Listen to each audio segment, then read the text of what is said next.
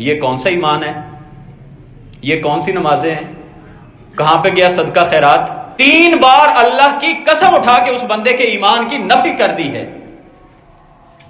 آپ نے ایک بار فرمایا واللہ لا یؤمن، اللہ کی قسم ہے وہ آدمی ایمان والا نہیں ہے۔ ریاست مدینہ جو بنی تھی نا، وہ معاشرہ مثالی معاشرہ بن گیا تھا۔ اللہ کے پیارے رسول صلی اللہ علیہ وسلم نے افراد کو تیار کیا تھا، ان کے مزاج کو بدل دیا تھا، اور آپ نے بہت زیادہ ترقیاتی کام نہیں کروائے تھے مدینہ میں، کوئی کام نہیں ہوا۔ آپ جب مکہ چھوڑ کے مدینہ منورہ میں آئے ہیں، 10 سال آپ یہاں پہ رہے ہیں، یہاں پہ ترقیاتی کام مجھے صرف 2 ہی نظر آتے ہیں۔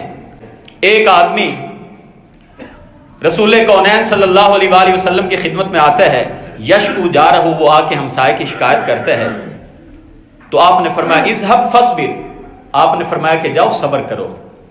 چلے گئے، فَأَتَاهُ مَرَّتَيْنِ أَوْ ثَلَاثًا، صحابہ کہتے ہیں وہ 2-3 مرتبہ بار بار آتے رہے، زیادہ ہی تنگ ہوں گے۔ ہمسائے کوئی بہت اچھے نہیں تھے، تنگ کرنے والے تھے، انسان ایک وقت تک ہی صبر کرتا ہے، حل پوچھنے آ گئے۔ آپ دیکھیے پھر بھی ان کے ساتھ لڑائی نہیں کی، یہی صحابہ کرام کی تربیت تھی۔ اور پھر آئے، صحابہ کہتے ہیں 2 مرتبہ آئے یا 3 مرتبہ آئے، پھر آئے تو آپ نے فرمایا کہ اذهب فطرح متاعک فی الطریق، آپ نے فرمایا کہ اس طرح کرو کہ اپنے گھر کا سامان نکال کے رستے پہ رکھ دو، جو بھی بندہ گزرے گا پوچھے گا یہ کیوں کیا ہے، تو کہنا کہ میرے ہمسائے مجھے بڑا تنگ کر رہے ہیں۔ یعنی خاموش احتجاج اس انداز میں ریکارڈ کراؤ کہ اسے تکلیف نہ ہو آپ کی بات سے، بلکہ اپنا جو گھر کا سامان ہے اس کو رستے پہ رکھ دو، لوگ آتے جاتے دیکھ کے اس کو شرم دلائیں، یا اس کو خود اندازہ ہو جائے اور وہ آ کے معافی مانگ لے۔ تو یہاں تک ہمیں تو حکم دیا گیا ہے، تکلیف پہنچانا اور ان کو یہاں تک تنگ کرنا۔ ہمارے ہاں یہ خاص کر شہری ماحول میں دیکھتے ہیں کہ ساری ساری رات اگر ایک گھر میں شادی ہو، اونچی اونچی ڈیک لگا دینا اور وہ واہیات اور ہلٹ بازی کرنا۔ کبھی ہم نے یہ تصور کیا ہے کہ ہمارا ہمسایہ ہم سے تنگ تو نہیں ہو رہا؟ ایمانداری سے بتائیں، کیوں؟ ہم تو ان کو کچھ سمجھتے ہی نہیں ہے نا۔ اور اللہ کے پیارے رسول صلی اللہ علیہ وسلم نے 3 بار، ایک بار نہیں، 3 بار اللہ کی قسم اٹھا کے اس بندے کے ایمان کی نفی کر دی ہے۔ آپ نے ایک بار فرمایا واللہ لا یؤمن، اللہ کی قسم ہے وہ آدمی ایمان والا نہیں ہے۔ اور حالانکہ آپ کا قسم اٹھائے بغیر ہی کو بات کہہ دینا ہمارے لیے قسم سے بڑھ کے ہے۔ آپ نے قسم اٹھائی، پھر آپ نے قسم اٹھائی واللہ لا یؤمن، واللہ لا یؤمن، اللہ کی قسم وہ آدمی ایمان والا نہیں ہے۔ 3 مرتبہ قسم اٹھائی۔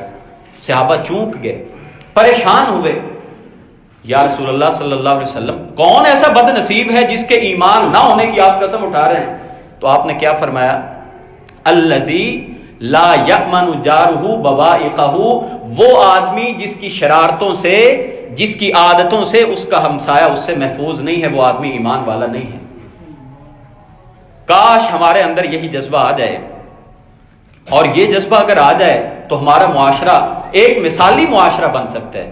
ریاست مدینہ جو بنی تھی نا، وہ معاشرہ مثالی معاشرہ بن گیا تھا۔ اللہ کے پیارے رسول صلی اللہ علیہ وسلم نے افراد کو تیار کیا تھا، ان کے مزاج کو بدل دیا تھا، اور آپ نے بہت زیادہ ترقیاتی کام نہیں کروائے تھے مدینہ میں، کوئی کام نہیں ہوا۔ آپ جب مکہ چھوڑ کے مدینہ منورہ میں آئے ہیں، 10 سال آپ یہاں پہ رہے ہیں، یہاں پہ ترقیاتی کام مجھے صرف 2 ہی نظر آتے ہیں۔ اپنی کم علمی کی بنیاد پہ یہ کہہ رہا ہوں، 2 کام نظر آتے ہیں۔ آپ نے آتے ساتھ قباء میں پہلی مسجد قباء بنوائی، اور یثرب میں آنے کے بعد آپ نے پہلی مسجد مسجد نبوی بنوائی۔ ترقیاتی کام نظر نہیں آتا کہ آپ نے کہا سڑکیں بھی بنا دو، اس لیے کہ جب انسان بدل جاتے ہیں، جب انسان کے اندر سے تبدیلی آتی ہے، تو تب معاشرے جو ہیں وہ بہترین معاشرے ہوتے ہیں۔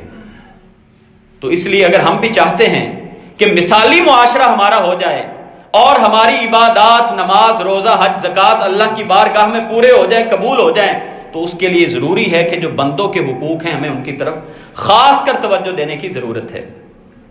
تمام اگر تکلیف دے دی جائے، مارنا پیٹنا، گالیاں دینا، ہمسایوں کی چیزیں چرا لینا، تو اس کے بارے میں سنیے۔ ایک آدمی آتا ہے، آ کے کہتا ہے یا رسول اللہ صلی اللہ علیہ وسلم ان فلانتن، فلاں جو آدمی ہے، بعض روایتوں میں آتا ہے خاتون تھی، ان فلانتن فذکر من کثرت صلاتها، वसदक़तिहा वसियामिहा, 3 बातों का तज़किरा किया।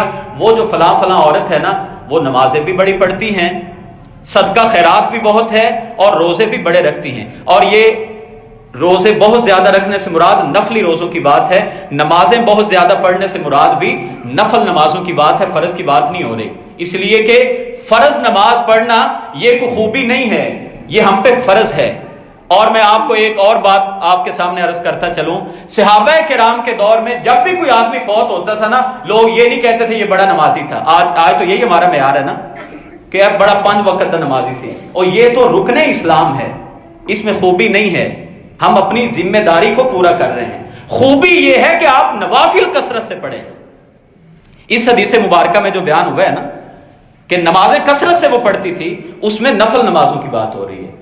रोजे तो फर्ज है रमजान मुबारक के, इस हदीस मुबारका में जो बयान हुआ है, या रसूल अल्लाह फर्ज तो फर्ज है, ये नफल रोजे बड़े रखती थी।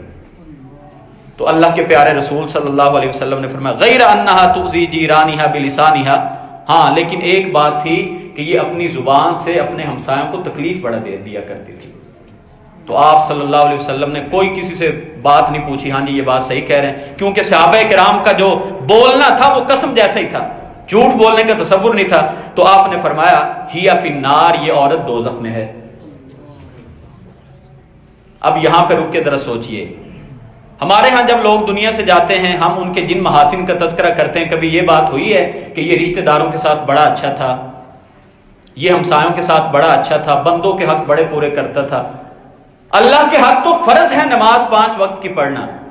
असल इबादत यह है कि आप दीगर जो इबादात है ना, नमाज तहज्जुद है, नफली नमाजें हैं, हाँ ये फिर बंदा कह सकता है जी ये बड़ा नफल गुजार था आदमी। नमाज तो फर्ज है, ये तो जैसे कहते हैं ना डेड लाइन है। जो नमाज नहीं पढ़ता हदीस मुबारका की रूह से उसको काफिर कहा गया। ये हद फासिल है बैन अल अब्दी व बैन अल कुफ्री तर्कुस सला। नमाज का छोड़ देना ये इंसान को काफिर बना देते हैं।